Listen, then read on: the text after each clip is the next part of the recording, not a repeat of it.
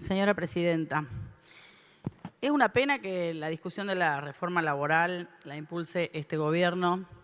También es una pena que se haya dado de la forma en que se dio en el Senado, a las apuradas, sin el consenso necesario, sin la participación de todos los sectores y también sin haber terminado de conformar nuestra participación en las comisiones.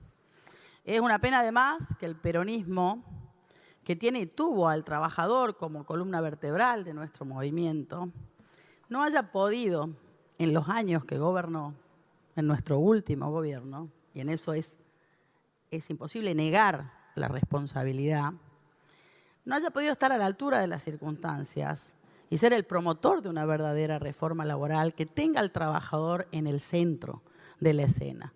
Si algo nos ha caracterizado siempre a los peronistas, ha sido eso, justamente. Y de alguna forma generar una propuesta que incluya la realidad del interior, de las economías regionales, de muchas cosas de las que se habló ahora, de esta diferencia entre el trabajador del centro, de la capital, de los grandes centros urbanos y los trabajadores del interior y las realidades del norte, por ejemplo. Perdón, senadora, les voy a pedir silencio a los senadores porque está en uso de la palabra la senadora Moisés. Gracias. No fue el peronismo, digamos, el que dio respuesta a esto, porque esto no es un problema de hoy, ni de ayer, ni del año pasado.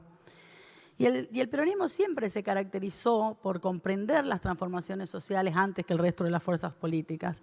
Siempre se caracterizó por ser el transformador de la sociedad, por haber tenido esa percepción permanente de lo que pasa en la calle, de lo que le pasa a la gente.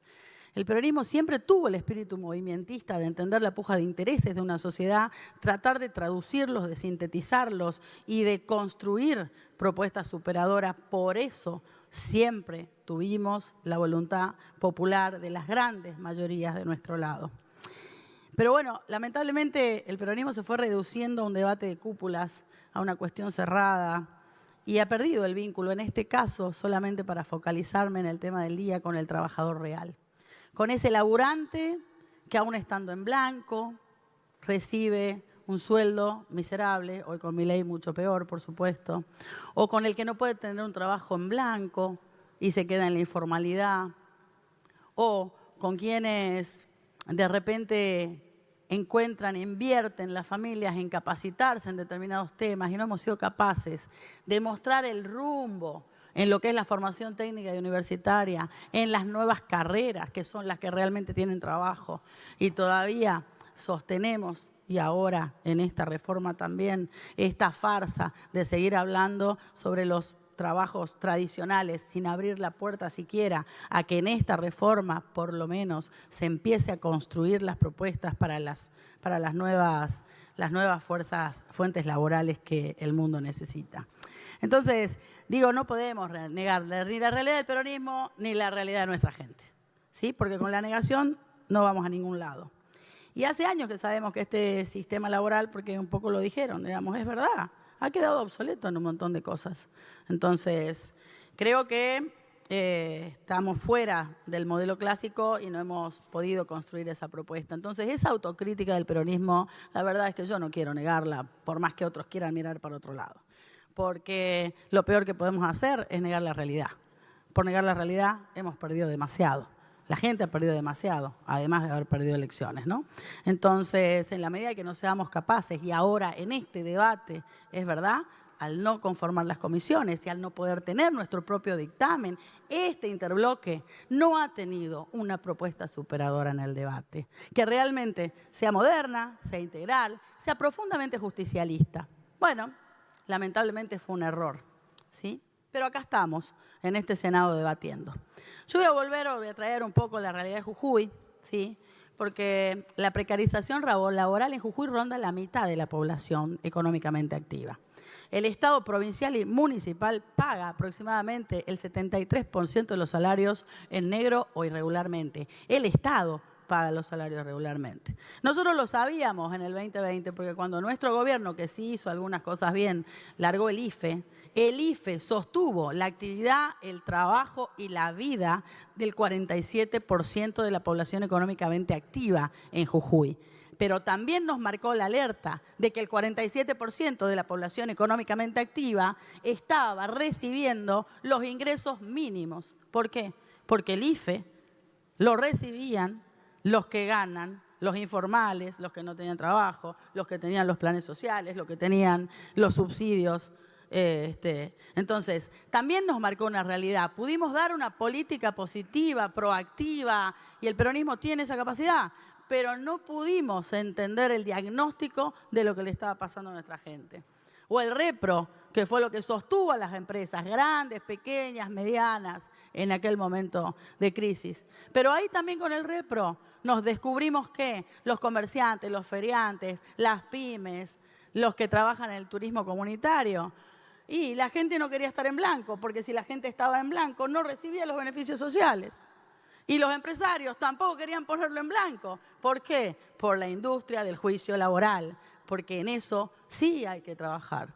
No se puede seguir sosteniendo que los recursos, incluso aquellos que le pertenecen al trabajador, terminen mayoritariamente en manos de los estudios jurídicos o muchas veces de jueces que están de acuerdo con los estudios jurídicos y no se protege ni al trabajador y muchas veces genera un espanto masivo para las pymes, los comercios y hasta para el mismo laburante de poder estar en blanco.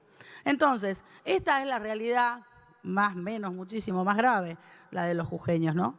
Pero bueno, en este caso yo creo que esta reforma laboral no resuelve ninguno de esos problemas tampoco, que son los problemas reales de la gente del interior y del todo el noroeste argentino. En este punto también me gustaría hablar de otro actor histórico, que es el sindicalismo, ¿no? Lo voy a decir con mucho respeto y con honestidad política.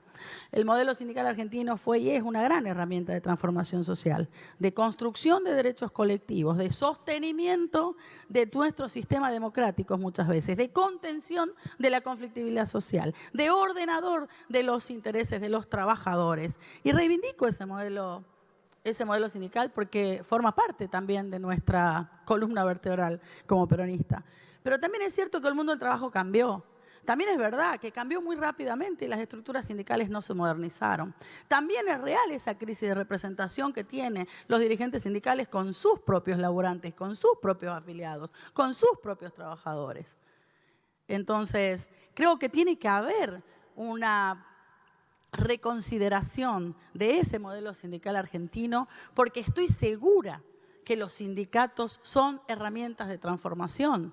Y en todos estos temas de lo que se habló acá, de los nuevos trabajos, las nuevas profesiones, lo que necesita el sistema productivo, así como el sistema sindical argentino fue capaz de transformarse cuando vino la tecnificación y hubo una gran transformación de inversión en tecnología en las pequeñas, grandes y medianas empresas que iba en contra de la mano de obra.